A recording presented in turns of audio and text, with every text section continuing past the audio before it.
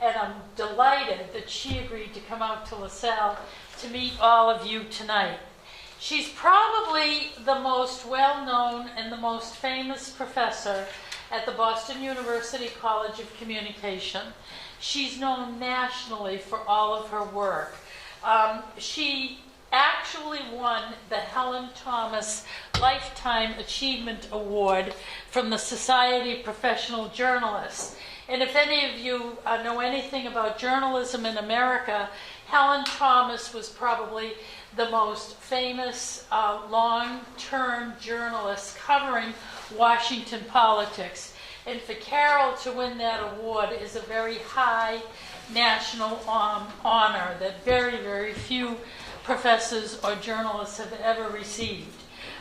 She's nationally known for a number of books that she's written, and what she's going to be doing tonight is talking to you about her most recent book. And she's also been not only a writer of books, but she's also been a journalist. She's had her own columns. She's been a media critic. And most importantly, she's been a professor of journalism for several decades at Boston University. And many, many students who have come through BU have been very happy to have had Professor Rivers as their professor. She's a wonderful mentor to young people, especially, those that are interested in going into the communication field. She began her career in journalism when the civil rights movement was happening here in America and when Kennedy was president. So she's had a very long, distinguished career. She covered the war in Vietnam. She's done a lot of work on issues of class and race and gender, so that she's a well-known expert in those areas. And when we sent around the announcement, I think all of you saw this, we attached the article from the Boston Globe about the book that she's going to speak with you about tonight, about gender bias. And I told Caryl that we had a number of Saudi students here in our program who might be very interested in hearing about these issues, especially those of you who are in the organizational communication class, where we've covered issues of race and diversity and gender. So I just would like you all to please give a very, very warm welcome to my colleague and our esteemed visitor tonight, Professor Caryl Rivers. But do we need a mic? You've got a directional mic there? We're good. Oh, we're good. Okay, great. Well, thank you, Janice. I must say, I missed Janice at BU, where she was a wonderful colleague, but she's done wonderful things here. So our loss is your gain. And I want to tell you a little bit about this. This will get better, this slide. It's called The New Soft War on Women. And I wrote it with Professor Rosalind Barnett of Brandeis, who is a senior scholar in the Women's Studies Institute there. And we started looking at the issue of bias and women in the United States. And what we discovered was a very different world. The old biases were gone. The old in-your-face, we won't hire women biases were gone. But what happened was that bias has gone underground. And in a way, it's more invidious because it is invisible. And you trip up on it. So this gives a refuge. And as we see in this era, at first glance, it does seem like a wonderful time to be a woman. A time of empowerment and achievement. But look again, and you'll see something quite different. There's a tangle of new barriers and old biases that are ensnaring women as they try to move ahead in all sorts of arenas, from business to academia to science and politics. The dramatic gains that women have made over the last 40 years are now beginning to slow down. Women aren't getting to the top in anything like the numbers you would have expected, given the fact that now women have great educations and wonderful promise. It's true, women today earn the majority of advanced degrees, and as you can see here, you're seeing the numbers of women getting advanced degrees increasing. But while women are doing spectacularly in universities, in the workplace, they're stalling out. And the higher they go, the worse it gets. Discrimination isn't dead, it's just gone underground. And what we see, for example, are women going to make progress they have a right to expect given their promise? Well, the Sloan Foundation says there's a real question whether they will ever attain a leadership position in the areas for which they have been trained. So, a lot of new research going on in this area about these landmines that are exploding women's progress. Falling behind. Female MBAs earn on average $4,600 less than males in their first job out of business school. Women analysts taking 35%. Female executives, 1/4 less. 2 years after graduating with the same degree as a woman, a man will be earning a whopping $9,500 more. He's working the same number of hours, the same type of job, according to the National Labor Project. And what's happening to women? They're flatlining in the boardroom. Women's representation has not grown significantly in corporate boardrooms, in executive suites, or among the company's top earners, reports the think tank Catalyst. Women are pretty much stuck in these areas at about 15%. And this hasn't changed in the last 5 years. And CEO Eileen Lang of Catalyst, this is our 5th report where the annual change in female leadership remained flat. If this trend line represented a patient's pulse, she'd be dead.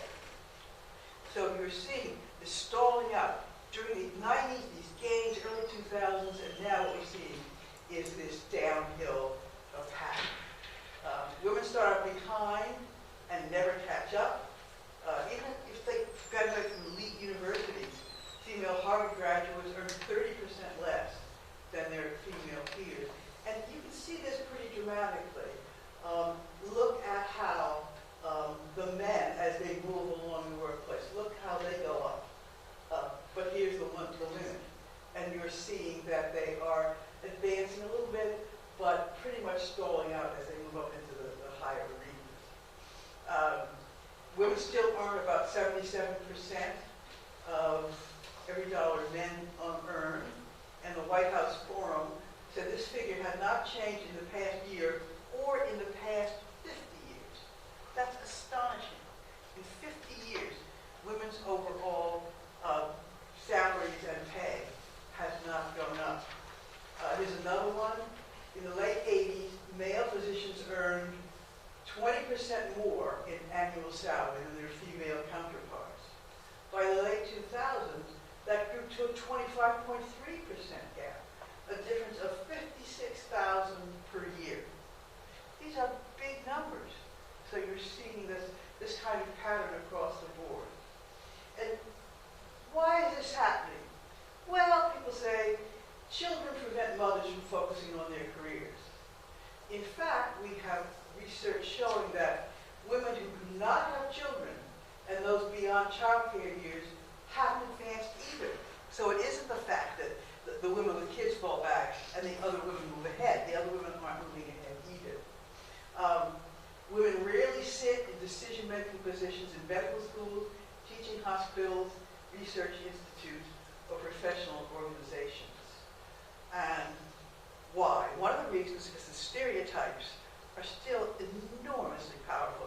One would have thought that since the women's movement of the 1970s, this would have changed. It hasn't. What we find is that if people have no information about a woman, they make their judgments on the basis of a female stereotype. You're put in a little pink box, unassertive, risk-averse, uncomfortable with leadership, not fully committed to the organization, not confident, and over-emotional. You just walk in the door as a female, and these are the kinds of things that go ka-ching in people's head, men and women. There's no difference. This isn't just men putting women down. This is women. As you said, they're just as likely to fall back on the stereotypes. And so, one of the other things that are now happening in the workplace, men are promoted on potential, women on performance. This is extremely important because you see in many companies, these young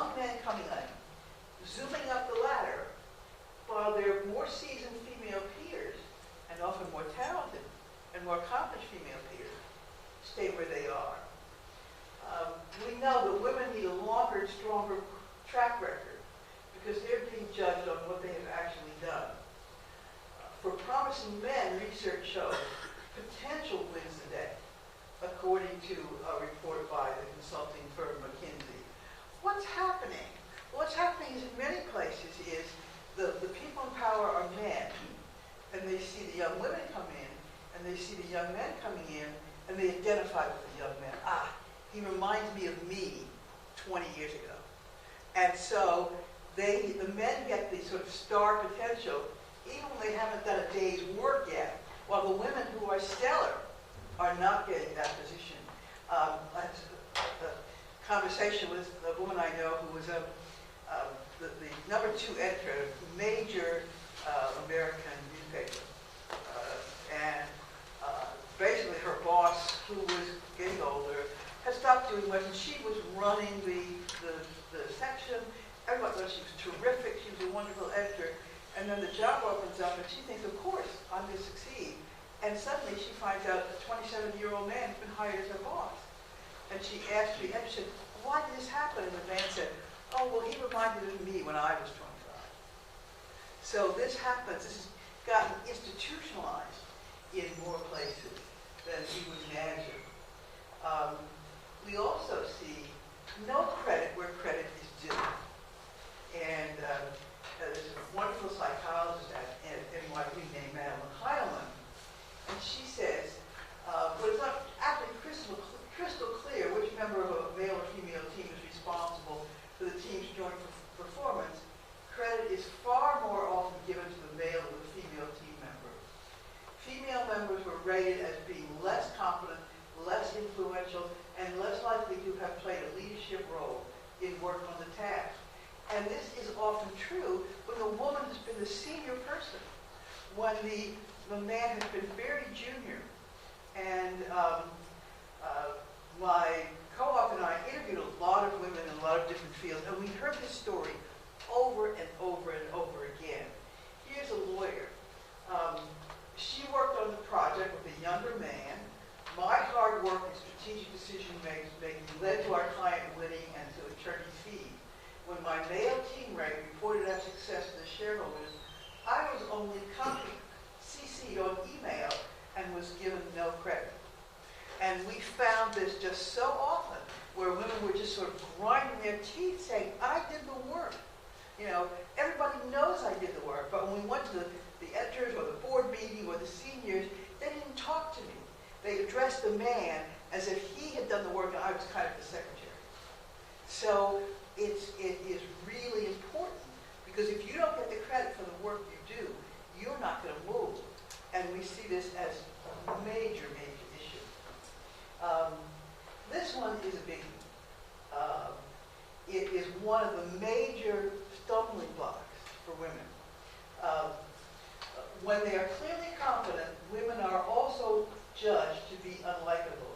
In fact, the more accomplished females become, the more they suffer in the workplace. And Heilman finds that forceful women are characterized as conniving or untrustworthy, what she calls the bitchiness cluster. She says that often such women are seen as not just unlikable, but downright awful. And Laurie Rudman of Rutgers says, it's a two-edged sword. Competent women often get high marks for their ability, but likable, less able men are more likely to be hired. So if you're a woman and you've done a bang-up job and you're very competent, people will say, yeah, she really knows what she's doing. But if you then are looking for another job, you may very well lose out to a man who is less able, and sometimes significantly less able than you are, because he's seen as likable. So, you know, that really is a major problem for women. You look at, for example, some of you may know Martha Copley, who ran for governor in our state, and the press constantly called her relentless, icy, unflappable, never nice. And it's interesting that she was possibly didn't run the best campaign ever, but a man who ran the exact same campaign would never have been called icy or never nice. just never hear those words about male candidates, even sometimes the sort of most obnoxious male candidates. So women have to deal with this. I love this particular study because it really shows what's happened. This was at the Columbia Business School. And so what these two professors did is they took a resume of a very successful and very well-known and very well-liked female entrepreneur. And her name was Heidi. So they took the exact same resume and they put the name Heidi on one group and the name Howard on one group. And they passed the payment out and they said, what do you think of this candidate? Supposing this was the person, you were hiring this person to have a very high job in your company, which you would have. What would you say? Half the students read Heidi's, half the students read Howard. The students rated Heidi and Howard as equally competent, which of course they were because they were the same person. But Howard came across as a more appealing colleague. Heidi was seen as selfish and not the type of person you want to hire or work for. So the interesting success and likability are automatically correlated for men and negatively correlated for women. So if you're a man and you walk through the door and people know you are powerful, they assume you are nice. If you are a woman and you walk through the door, people assume you're rich. And this really affects the careers of women the higher they go up the ladder. Maybe not so much down in the lower levels because lots of people get hired, but as you're moving up the ladder, you know, this is something that men don't have to contend with. They simply do not. I mean, in fact, in some ways, if you are a man and you are, you know, not nice to people, people will like you anyhow because this is what guys do, right? We also find that anger works against women. When men express anger at work, they're seen as powerful, competent, and worthy of a high salary. But Hannah Riley Bowles, who's a senior lecturer at Harvard, finds that, actually, I'm sorry, I think let me just flip back again. This went to another subject. But in fact, when women express anger at work, they're seen as incompetent and not worthy of a high salary. So the exact same behavior is judged extremely differently because women are not supposed to be angry. And people, men and women alike, do not like angry women. But we all know that sometimes if you're in a senior position and somebody really, you know, messes up badly, you have to tell them, you know, you did bad. You can't do that. You've got to keep doing it, you know, you've got to learn to do it differently. But if you're a woman, you get low marks for that kind of behavior. And again, this is one of the issues we find that negotiations are very different for men than for women. And this really surprised me because I thought that, okay, if you go in and you're negotiating, and you particularly if people, they know your resume, or they know you, they know what you do, I thought that this is an area that the playing field ought to be quite equal. And new research finds that it is not at all equal. When men ask for more money, they are not penalized in any way. People don't think less of them. People don't think they should have asked for more money. People don't think they're not nice. There are no consequences for men who ask for money. When women ask for more money, they are seen as too aggressive and unlikable. So again, you are in a bind. Here you are, you're in a good job, you're working well, people know you're working well. But when you go in and you start to negotiate, if you ask for money, they won't like it. And of course, you probably won't get a raise. So what do women do? They basically change their behavior and don't ask for more money. Oh, this is a little bit out of fit. That's the anger.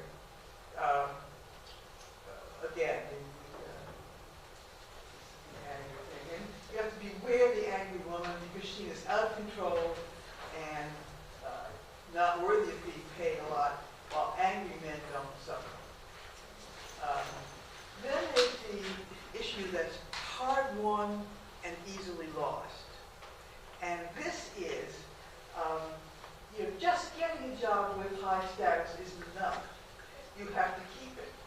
And keeping a high-level job is a lot easier for men than it is for women. This is all research-based. You know, this is all tested stuff. This isn't things that people just come from anecdotes.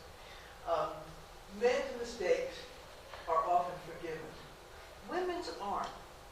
So one mistake and you may find yourself on the skids. Women do not get second chances on the whole.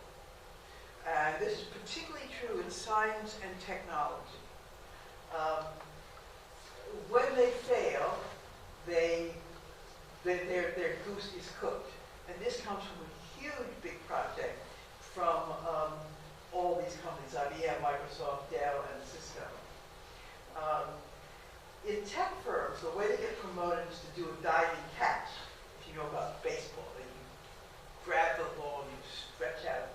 Some system is crashing in Bulgaria, so you get on the plane in the middle of the night and dash off and spend the weekend wrestling with the routers and you come back a hero. Well, what if you don't make the catch? What if you come back and the routers are still, you know, all messed up? Women have a hard time taking those assignments because you can dive and fail to catch. If a man fails, his buddies dust him off and says, it's not your fault, try again next time. And a woman fails and is never seen again. So again, inside companies, you see women are at a real disadvantage. Because if you know that you can make a good try and you'll get a second chance, you are much more comfortable if you know that if you take a risk, you're gone. Here's a female engineer that told us, men play differently. Men will make decisions to move forward and do things that are high risk. That's because men are able to walk away unscathed from a mistake. Women aren't. So they wind up in this lose-lose situation. They don't take the risk, but the risk might get them the next promotion if they succeed. But if they fail, they're dead. So they kind of rein themselves in. And again, they're in a situation where they are poised to just stay where they are. Taking risks is much riskier for women than it is for men. So what we're seeing is that there are all these built-in barriers. Because one that's not in this slideshow, but is worth mentioning, is that when women talk and when men talk, it is greeted very differently. And there's a researcher at Yale that looked at U.S. senators and its CEOs. And she says that when people talk at length, if they're powerful, they're expected to talk at length. They're expected to be the one to stand up and say things. They're not expected to sit down and be quiet. So there is this link between talking fairly substantially and being powerful. But for women, it doesn't work that way. The more women talk, the less confident they are seen. People, again, men and women alike, see women as more confident when they don't talk. And this comes from a long tradition. You can go back to many religious traditions, certainly the Bible, where the instruction is, woman, you should be quiet, you shouldn't speak in public. You see this coming from many areas across the globe. Women are to stay in private, they're not supposed to be in the public arena. And so even now, in what we consider this modern day and age, when women are seen as talking too much, they are judged as being not as confident. We like our women quiet. And you're really at a disadvantage. Let's say you're working in Silicon Valley or in some other high-tech area, and succeeding means you have to go pitch. You have to pitch your project and sell to the investors. Well, if the investors automatically don't like you because you're talking, you are going to have a much, much heavier burden than a man has. Because when the men are talking, people like them. So, looking at all these areas,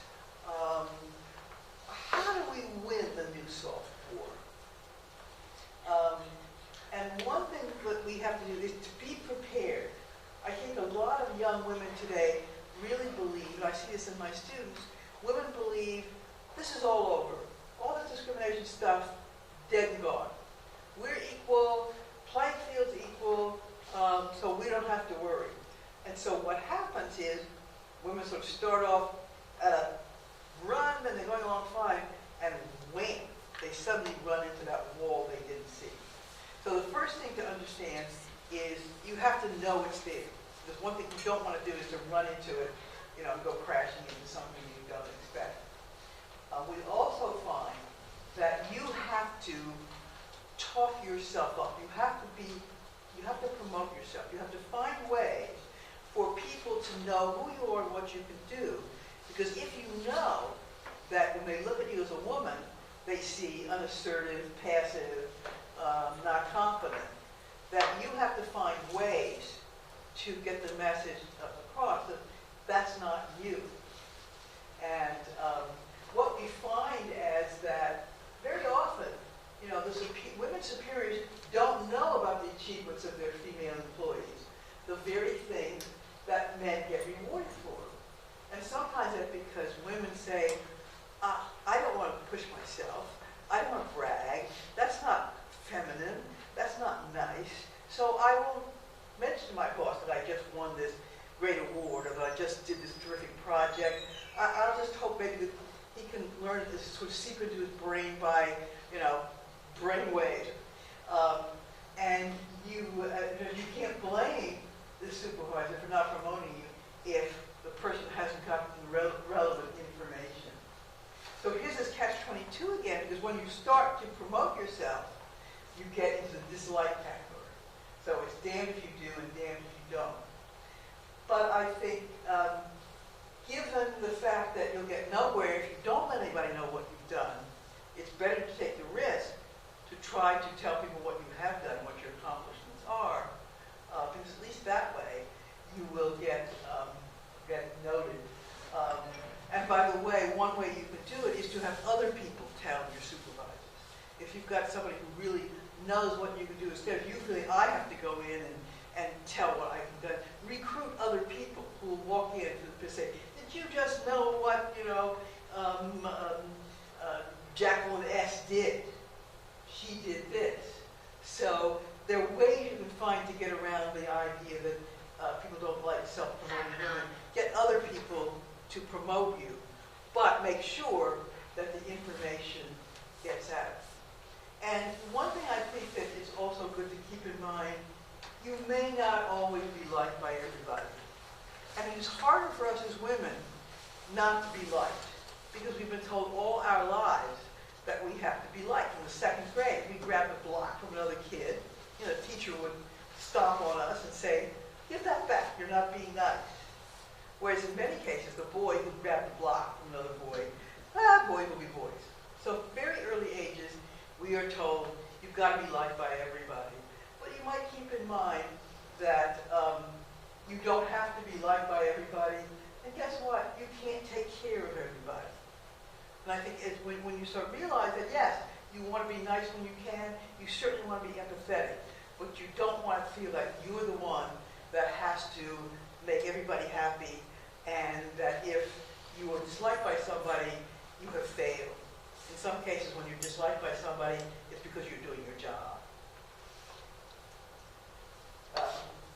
And it isn't fair that women have to strategize about ways to present their accomplishments, while men can do it straightforwardly. But today, that's life. Hopefully, it's not going to be in the years ahead, and hopefully we're going to work to make it not be so. But it's good to know it and to be prepared.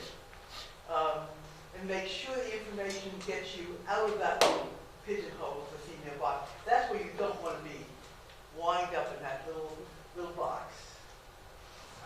And again, as I said, speak to a high-placed colleague. Use social media and emails to get information. Just make sure you get it out there. And take credit. This, again, is very hard for women to do.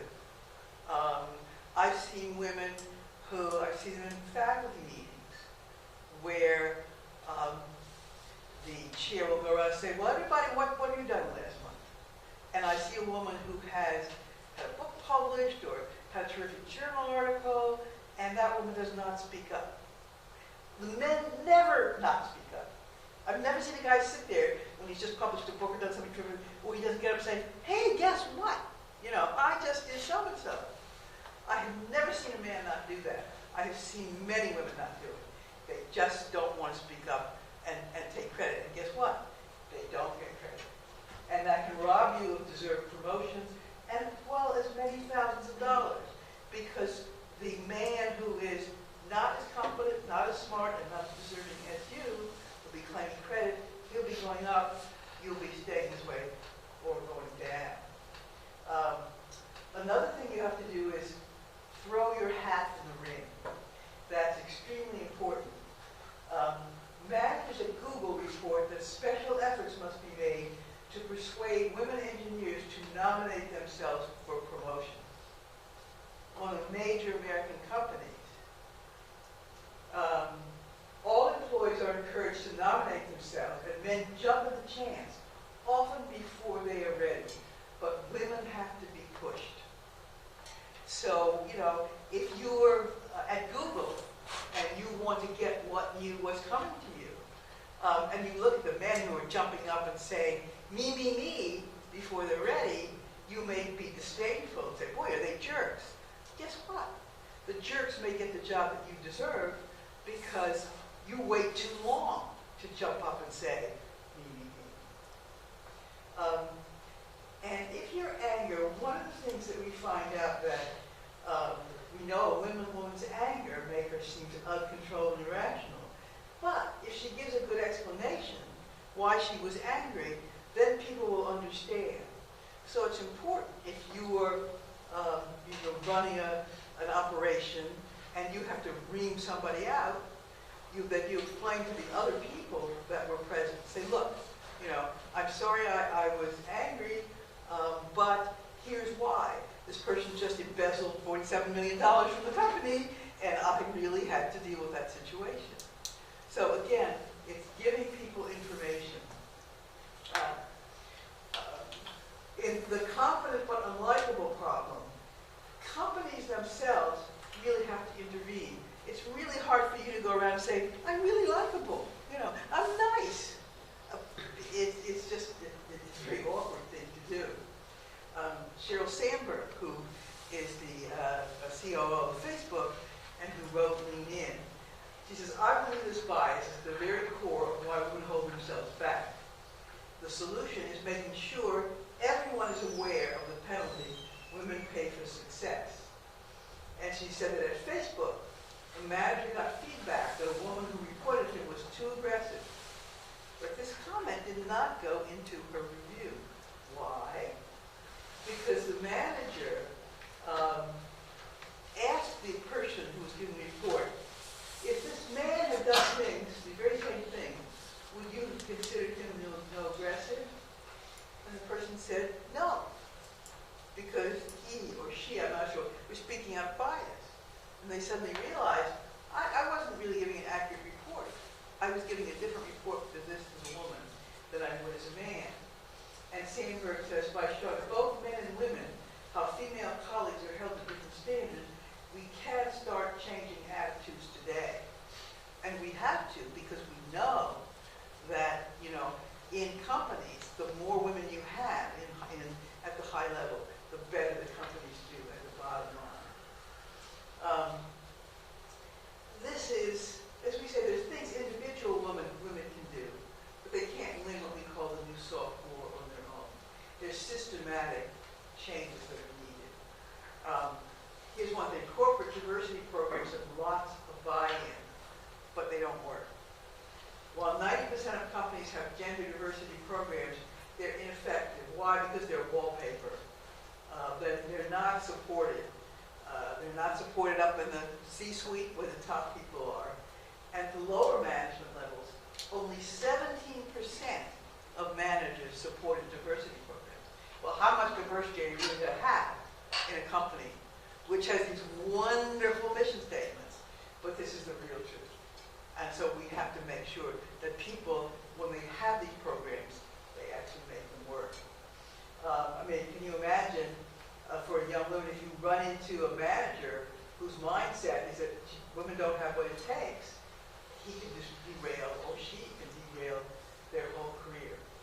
And then we have to look at what government can do. We need family-friendly policy, early childhood education, universal health care, and pay equity. How is the U.S. doing? Crapola is the only answer. We are doing very badly. Look at this. 163 nations guaranteed paid sick leave. No, the U.S. 164 nations from paid annual leave. None in the U.S. 117 nations paid leave for new mothers. U.S. does not. 74 nations paid leave for new fathers. The U.S. does not. 48 nations guarantee paid time off to care for children's health. The U.S. does not. This is shameful and despicable. And again, it's bad for morale, it's bad for the company, and this is the situation. So we need three things. The individual needs to understand what's going on and try to do what they can. The corporation needs to understand these things because it's in their own interest. And the government needs to implement the policies. And if all these things happen, there may indeed be no soft war. But we're a long way from that area today. So I'd like to open it up for questions or comments or arguments or however you would like to. Thank you, Caryl. You're welcome. We've had a number of students come in since your Welcome. began. Welcome. And I guess one question I have is, would you allow me to share this with students, like to post it up on our Moodle page? Sure. Would that be permissible? Sure, absolutely. Because some of the students had to leave because they had other classes started at Right. 6:30, and some students came in late because they had other classes. So Sure, no, I'd be happy. if you let me do that, I'd appreciate it. Absolutely. Okay, so are there any questions? I'm sure there must be some intelligent questions from this wonderful group. Go ahead, go ahead. Something that you mentioned, it's not, I believe it's not about being women or men. It's about our personalities and our background or the way that we grow up. I mean, your example of if a woman or a man published a book, he will speak about it. I mean, it depends on our personality. I know I have met a lot of guys who are very shy and they don't really like to speak about what they have done. Yeah, I think there certainly are shy men who don't like to speak what they have done. But what research shows is that women are much more prone to that. For the man, it may be because he's just shy. For the woman, often, she may not be shy at all, but she may be aware that if she speaks up, she's violating what a woman should be. So I think it goes beyond the individual personalities to what the culture say we should do. You know, we have students in this class from a number of different cultures. You might be interested if the students introduce themselves and tell you where they're from. Great, I love that. Yeah, my name is Saeed. I'm from Saudi Arabia. My name is Anwar. I'm also from Saudi Arabia. Jan from Boston. Rehab from Saudi Arabia. Kamal from Saudi Arabia. Alan from Saudi Arabia. Sina, I'm from Turkey. Majid from Saudi Arabia. Amelia from China. Basma from Saudi Arabia. My daughter. Manan from South Korea. Dalia from Saudi Arabia. Abdullah from Saudi Arabia. Wala from Saudi Arabia. Rahab from Saudi Arabia. Jalala from Thailand. Great, so you have a very, very interesting mix here. Isn't that wonderful? They're from all, and I'd be interested if any of you want to ask questions pertaining to your own countries Or experiences that you've had. and that share may- your experiences. Yes. whether these are just totally foreign to you, or whether this is something you see operating in your own culture, your own life.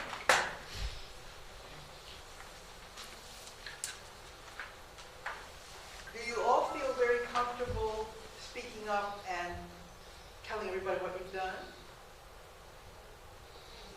You do? Okay, good. Come on. Because in my family, my dad raised us like equal sons and daughters. We would all like speak up and do whatever we want and whatever we did.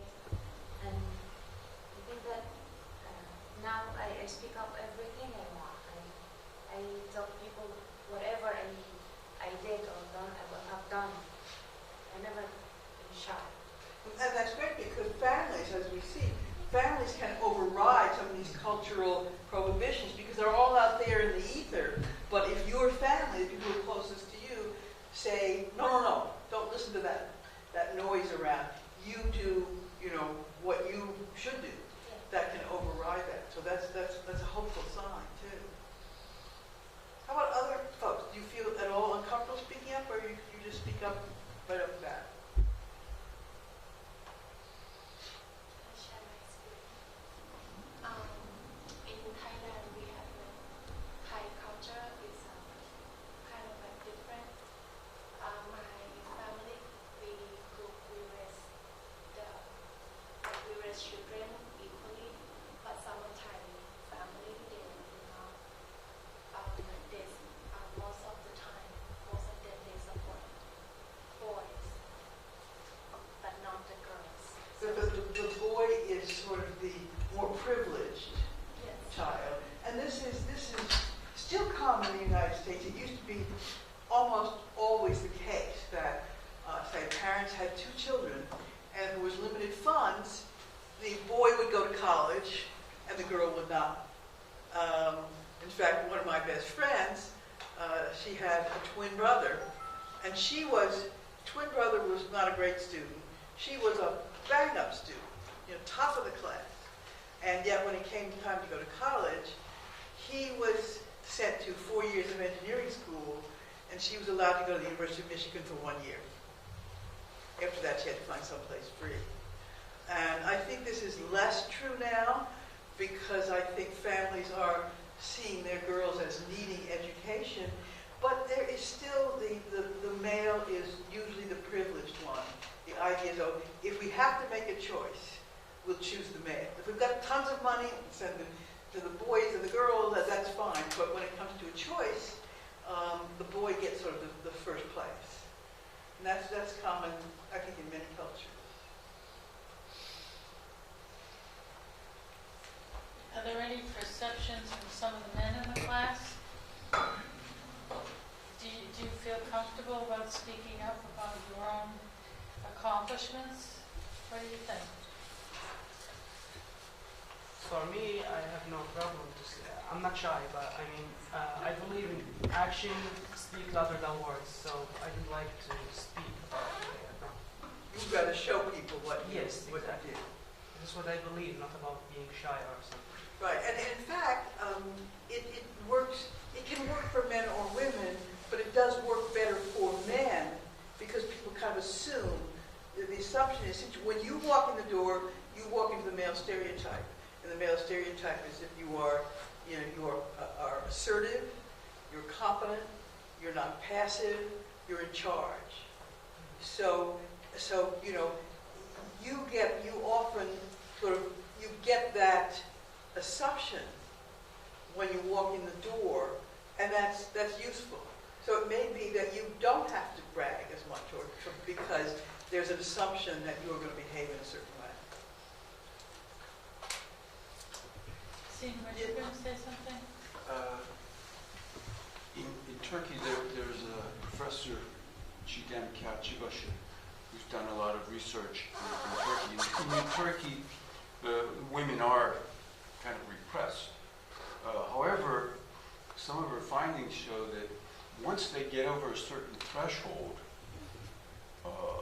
they're extremely respected, and they can go to kind of the top positions. And we did have a prime minister who was actually a female. Yes. One of the things that caught my attention in our class with Professor Barrett was that when we looked at the world map and the percentage of females in the upper echelon of the workplace, European countries seem to kind of, especially like Russia was 44, some of these other countries were 20s, 30s, and in the States I think it was about 13. Why would that be? That's really confusing. Well, Because in the States, I mean, you think that freedom and access and, just in general, there's very little discrimination as far as I can see when you compare it to Turkish society, right. where they have to, almost sit separately, they're in their little groups. And how should we explain that? Well, in certain countries, for example, when you look at India, India has not been a country where women had an easy time, and yet Indira Gandhi for many years was prime minister. And part of that is that in some countries, very powerful families and very powerful groups dominate. So if you are a woman in a very high class, and since the government is often controlled by certain high classes, it becomes easier for you to step into a leadership position, whereas it would have been almost unthinkable for class woman to have moved into that. So sometimes being part of an important class, a wealthy class, an important family can make it easier. It's also true that in countries with a parliamentary system, you sometimes have the fact that a woman can get allied with the party and move up with the party and get the backing of the party, whereas like in the United States, if you want to be president, you're a woman, you got to run. You got to go up there and run yourself. So you don't as much have a party that's going to automatically sort of give you the top seat. So the parliamentary system sometimes helps in getting women into high positions. So you will see in some areas of the world that women who are from aristocratic families do make it to fairly high positions, but it's very hard for women in sort of become sort of self-made women, as it was, to rise. So that may explain some of it. And the socialist traditions, I think, in Europe, which, first of all, you look in Europe and you see if you're a woman and you're trying to do well. I remember a Finnish journalist came to talk to us, and she had just taken a new job, and she said, "Oh, I don't know, this new job, I like the job, but it's only got 7 weeks vacation, and I used to have 9 weeks vacation." Whoa. And then she said, "But of course I have daycare from 6 in the morning till 7 o'clock at night, and of course, the university is free." And what you realize is that those kind of supports, when you have the government that invests in families in that way, it becomes much easier. In this country, women have to just go and struggle to find daycare, and in many times they feel, how can I work when I'm paying more for my daycare than I'm getting on my job? So that's an advantage of countries in which families are supported. It makes a big difference, makes it much easier for them. Hi, I have a comment and a question. We are in Saudi Arabia and seeing appearing in the media as a society that gives women hard time, but from my experience, I see we are good, almost good in Saudi Arabia. At least women are paid equally as men in the same position.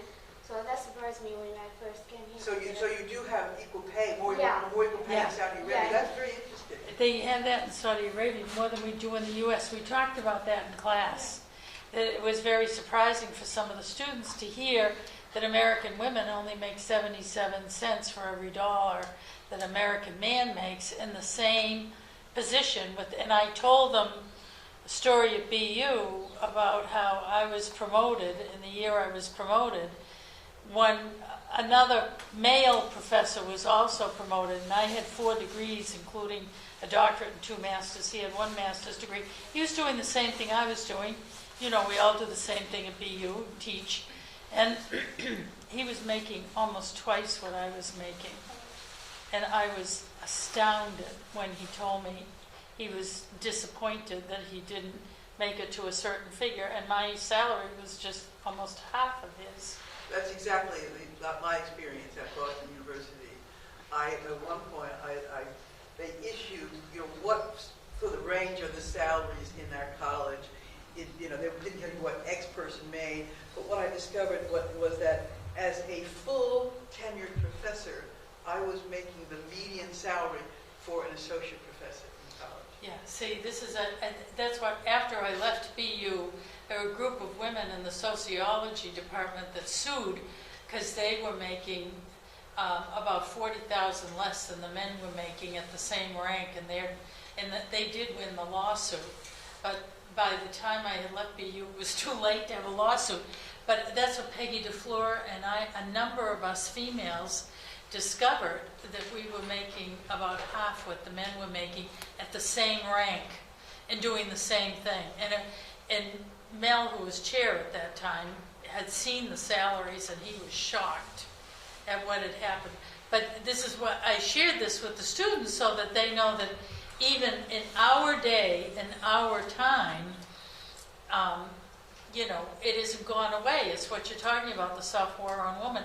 And I have experienced it, and you have experienced it. Exactly. When the new president came to BU, he looked at the salaries, and he came from MIT, where they had just gone through a whole review and made salaries equitable. He instantly said, I'm putting together a $2 million fund to bring women up to par at Boston University. And my dean at the time, thankfully not the present dean, my dean at the time came in and said to me, we're not giving you women the money. We're going to give the money to the young men. After all, they have families to take care of. Oh my God, was that who we were talking about earlier tonight? Yeah, exactly. Oh, And I I'm so glad he's gone. I said to him, you can't do that. And he said, I can. Fortunately, he went over and announced to the new president that he was going to do this, and the new president told him in no uncertain terms, you are not. This money is for the women faculty. But we're seen as this, country in which everybody's equal, and Right.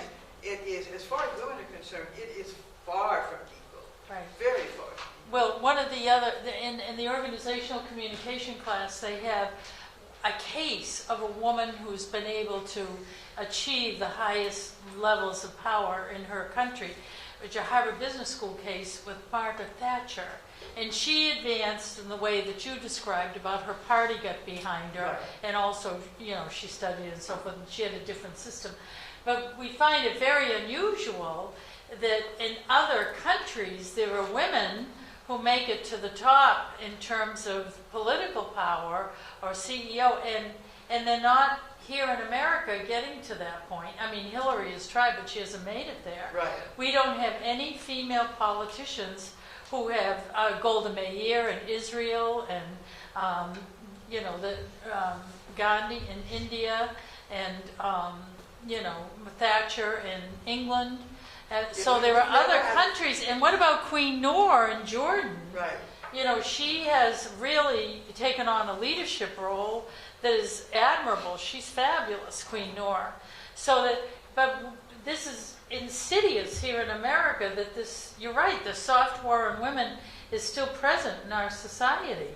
But I was happy to hear that the Saudi women are paid equal to the men. That was very, very, very important, I think. That's encouraging, because we've never had a woman who had power that was equal to Right. those both women that you mentioned. Right. Never in the Never. history of the United Right. States have we had women. And one of the problems is that for when women find they are underpaid, if they don't have a supportive supervisor or president of the company or whatever, then they said, but you'd have to sue. Well, what happens when you sue? It often destroys people's lives and careers. Right. Because Right. even if you win, I had a friend who was at Tufts, and she was denied tenure. She sued, and she was, she won. And she went back thinking, I'm going to be welcomed with open arms, I'm going to be back in my community. She was dead. They put her in a little basement. None of her colleagues would talk to her. I mean, it was just terrible. She was punished for asking for what she deserves. And what she had earned. And what she had earned. By her hard work. Yeah, that's when Peggy LeFleur and I left BU, this was a conversation we had. Should we sue Boston University for equal pay? And it was Mel who said, don't do that, because this will happen. You'll be shunned. You'll be put aside. Just if you don't want to live here with this pay, go somewhere else where you get paid more. And I think the only reason that those women in the psychology department were able to sue was that there was a large group of them. There was, I think, either 6 or 8. Yes. And then things changed with the new president. So when you go up here to the individuals, yes, it is that individual can be a victim of this. But when you talk about corporate and government or university, the leadership at that level has to be sensitive to these issues and has to be able to do things like Bob Brown did, like make it equitable for and not have that kind of discrimination, because it did exist. I'm curious, do you have any thoughts about China or Chinese women or Chinese? I just want Can to you share with us what you're thinking? I'd be really curious to hear what you, if you don't mind. I don't mean to put you on the spot, but I'm interested in what you have to say. I'm going to say something about my own experience. I'm from China, and I used to work in railway industry in China. So in China, the railway industry is run like it's similar to the military, because our first minister of the railway is from army. So the whole system is run like the military. Actually, we have the equal pay. In the same positions, we have the same pay with the male the peers. But talk about promotion is hard because I think there are 3 kinds of possibility for female to get promoted. First is your father or your father-in-law. Actually, your parents' level are a big person. Right. That is easy for you to get promoted. The second one is you behave more powerful, more stronger than men. For example, in China, the boozy country culture is very popular. So how much you can drink is a kind of selective standard. When I was in the company, I always blamed by my boss. He said, "You should improve your drinking because I'm allergic to alcohol." So I try my best to say no to the liquor. But that is very popular in the feast. So some powerful women in our industry, they're really good at drinking. I know a lady after retired, she only had half stomach because of drinking. She drank so much. Yeah, she really good at drinking, and she was so proud to tell me that once is around like a 12 person on the table, and they drink liquors. At last, she is the only one can stand. All the guy will lay down on the floor under the table. So she got credit for Yeah, that. but after retired, she only had half stomach. I don't think that is what I want. No, I don't know. Half a stomach is not Yeah, fine. and the third way is nepotism, like some kinds of bribe. For one thing is money. Another one is sex or something similar to that. So you can get promoted. Right. So, but I'm curious, in America you have the female secretaries of the state. That is a really powerful position. Yeah. But we don't have some powerful female leader in our country. And I was in charge of the investor relations in my company. So, and my company is the only one listed railway company in New York Exchange. So sometimes we have some opportunity to talk with the investors from Wall Street. And it's so funny, they told me there is a lady in charge of Deutsche Bank, the Hong Kong branch, but she's from Wall Street. She's Chinese. She's Right. a Chinese female.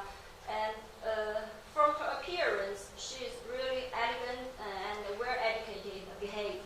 But they told me when she closed the door in her office, she tried her best to use dirty words to blame her subordinate, no matter man or women. Right. And they told me, in Wall Street, speak dirty words is a kind of symbol. So if you are Wall Street, so you should speak something. Because like it's that. very macho, Yeah, but you've got to be but- macho. But in the public, in front of the public, they're in suits. Everybody is, this is from Harvard, this is Stanford. So I just curious. So is the same thing happened for the female? If they get succeed, they must behave like in that way to be very strong, very powerful, like iron, not like a women, because women is associated with soft or gentle, but if they want to succeed, they must to be stronger more than a man. So is that the Less so here.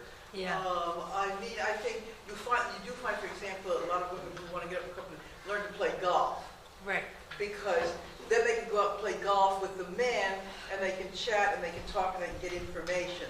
But it's more being part of this boys' group than being, the hard-drinking sort of woman who's almost like a man.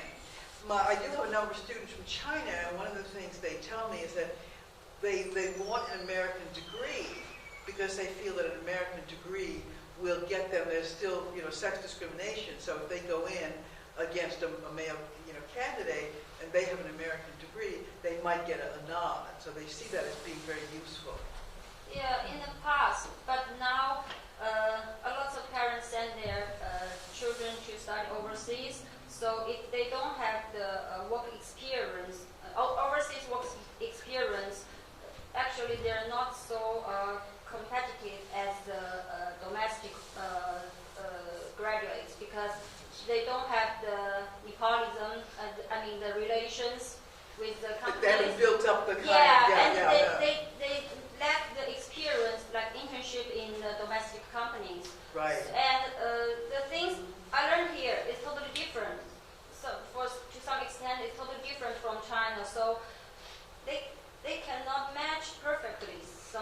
Except if the medicine school is better, but if a student learn law here, when he or she back to China, I don't think it's helpful.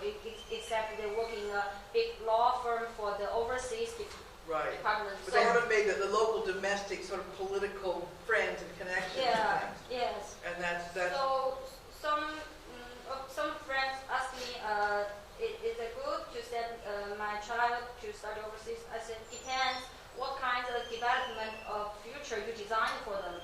So if you want them to develop in China, I think maybe you send he or she to the best Chinese university. That is a good way, because it's really helpful. But if they want to stay overseas, or you can create an opportunity for them to stay overseas, maybe Harvard, Oxford, that is great. Right. But if they still want to develop back to China, I don't suggest. If they can, it's really excellent, they can stay here, that is another thing. So, but it's hard, I know. So it is difficult, I think, for some, Chinese who are not Chinese Americans to come here and stay and find jobs. Yeah. Although in the tech industry, that's a little bit different, I think, because if you're a tech person who's got real innovative skills, they're looking for you in Silicon Valley, and so it doesn't matter where you come from. You come from Mars, and you got a great, idea, and you're a good entrepreneur. But it's really interesting to say that you've got to build up the connections in your country, because we all know that's politics. There's politics everywhere, and you are. Excuse me, I think. Is it yours? Well, yes, it'll go in a second. Okay, do you want me to get it for you? I think it's right here, Caryl. Sorry about that. It's okay. Sweetie, can I call you back? Okay. Bye-bye. Okay. That was my daughter. Yeah. You gotta say hello to your daughter. Exactly. You can't hang up with your daughter. Right, she's an important person. Exactly. So, anybody else? What do you suggest we do to resolve the problem in our country? I hear your lecture, but I would want to know what the solutions are. Well, I think for one thing, we certainly have to get, it's very clear that we've got to get things like paid leave, maternity leave, paternity leave. And I think we can make a case, because there's just lots of research showing that when companies offer these things, they save money. They get much more loyal employees. They get people who don't, switch right away. They get people who are really committed to the company. They don't have to keep replacing and retraining new people. It's kind of, Americans are not used to the idea of, pay, this is supposed to be private behavior, you're supposed to take care of your own family. And I think Americans just have to understand that we're going to fall behind the rest of the developed world if we keep these, antediluvian, old-fashioned policies in charge. And I think if we get more people, both men and women, who are really aware of family issues and get them in charge, that we can change things, but it's not going to happen overnight. It's So men working with women and we part need, of the solution. oh, absolutely. I was just thinking of adjectives.